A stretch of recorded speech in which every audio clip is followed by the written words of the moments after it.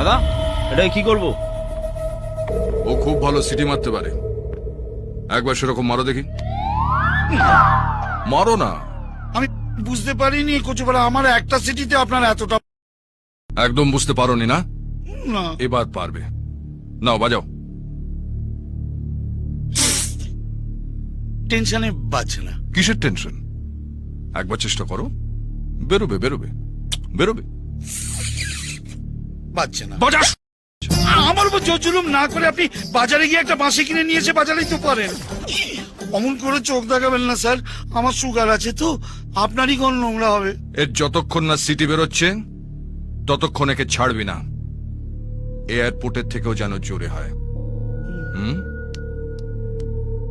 সুন্দরী বোন থাকলে কচুপাড়া দাদাদের যে কি জ্বালা।